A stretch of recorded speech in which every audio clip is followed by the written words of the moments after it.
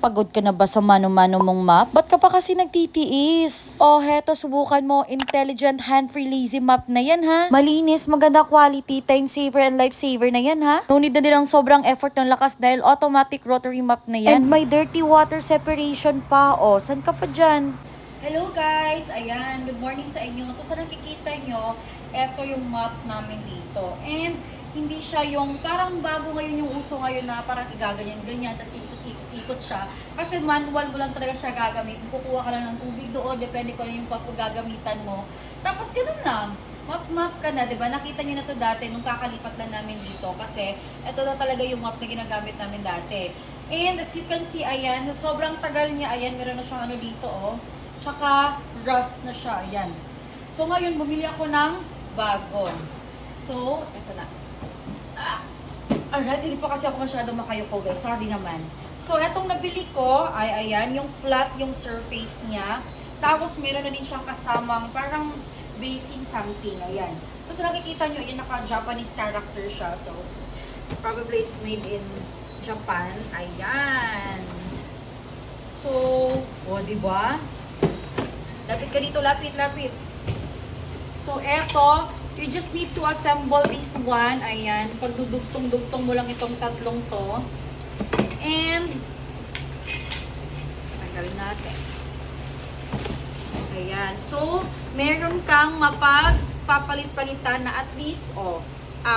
Ayan. So, nag-change yan siya. So, usually guys, dito sa labas, hindi naman na kami nagmamap, pero pwede namin gamitin yung old map dito. Eto, dito na sa loob ng kwarto, at saka sa kusina. Kasi, para hindi naman sayang, diba? So, washable naman ito siya. And, so, ayan, eto yung look ng parang basin niya, tapos may brush na naka-attach dito. And if you were wondering kung bakit may QR dito, para malaman mo kung paano siya gamitin and paano siya i-assemble. So, nakita na ito ni Bobby kagabi, na-view na niya. So, that's why, ayan. So, dito guys, ayan, you just need to open this one. Diyan mo ilalagay ang water at saka yung sabon mo. And dito mapupunta yung mga dumi. So, how to assemble this one? Eto, hawakan, kitang-kita naman. Eto, ipapalaman mo lang sa gitna to siya. Ayan. Tapos, ikot-ikot mo lang hantiyo sa last grip niya. And, here. Okay. Tapos, eto naman, basta ganyan lang siya, ganyan lang siya. Lalagyan na natin sa gitna. Ikot-ikot lang, ikot. And then, ipasok mo dito. Ipasok mo. Ipasok mo. Tapos, yung nakikita mo, pinupush-push nila na umikot-ikot, eto. Diba may nakalagay dyan off, Pull mo lang, tapos, ganyan. Pakita mo, Bobby. Ganyan. Tapos, mag-dry na yan siya. Ayan. Ganyan. So, lagyan lang natin ng tubig at saka sabon. Gusto nyo ng sample? Okay. Wait one moment. So, we have here the water. Kung meron naman kayong liquid type na sabon, mas better. Shake pa ba to? So, mga ganyan. Try lang natin. Then, konting amount lang ng sabon, guys. Okay. So, lock lang natin. So, ngayon, ipapasok na natin ulit.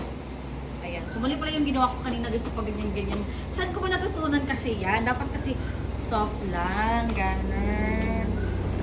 Bakit ko kasi gilang ganyan-ganyan kanina? Okay, my mistake. Ayan.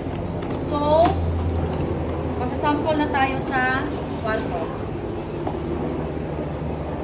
Since perfect dahil kakatapos ko lang uminom ng detox guys. Ayan, kunwari ilalagay natin dyan. Baka ma-expect kayo ng sobrang basa. Hindi siya masyadong basa ha, pero basa-basa siya. Ganun. Wow! Parang ano lang? Wow! Diba? Ang dali lang linisin. Tapos hindi siya masyadong wet. Very comfortable, easy to use, easy to clean, and mabilis kang matapos sa pagtatrabaho sa paglilinis dito sa mga gawaing bahay. Di ba? So, ano pang inaantay mo? Link ko rin yung Basket. Mag-check out na. Bye!